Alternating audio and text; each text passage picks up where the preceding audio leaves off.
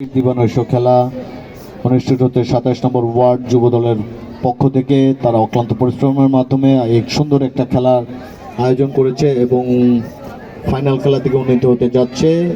সুন্দর উদ্যোগ যুব দলের পক্ষ থেকে, কারণ যুব দলের মূল উদ্দেশ্য হচ্ছে গিয়ে যুব ঐক্য প্রগতি। তারা সামাজিক কর্মকাণ্ডে অংশগ্রহণ করবে, তারই ফলশ্রুতি হিসেবে আজকের এই ফুটবল খেলা অনুষ্ঠিত হচ্ছে। আমরা প্রথম সেমিফাইনাল খেলা অলরেডি দেখেছি এবং দ্বিতীয় সেমিফাইনাল খেলা অনুষ্ঠিত হচ্ছে। দ্বিতীয় সেমিফাইনাল খেলা অংশগ্রহণ করছে সিদ্দিকিয়া মহল্লা বনাম ছাত্রদল খুলনা মহানগর ছাত্রদল ফুটবল টিম। আজকের এই খেলা পুরস্কার বিতরণী অনুষ্ঠানে প্রধান অতিথি হিসেবে উপস্থিত থাকবে খুলনা মহানগর যুব দলের বিপ্লবী আহ্বায়ক জনাব আব্দুল আজিজ সুমন, এবং বিশেষ অতিথি হিসেবে উপস্থিত থাকবে জাতীয়তাবাদী যুবদল খুলনা মহানগর শাখার নবনির্বাচিত সদস্য সচিব রবিউল ইসলাম রুবেল।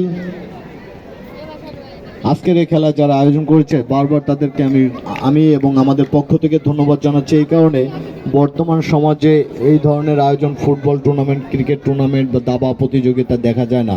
এজন্যই তাদেরকে বারবার আমি ধন্যবাদ জানাচ্ছি। বিশেষ করে ধন্যবাদ জানাচ্ছি আমার প্রাণের ভাই, ছোট ভাই, বন্ধু, বড় ভাই, সবাইকে।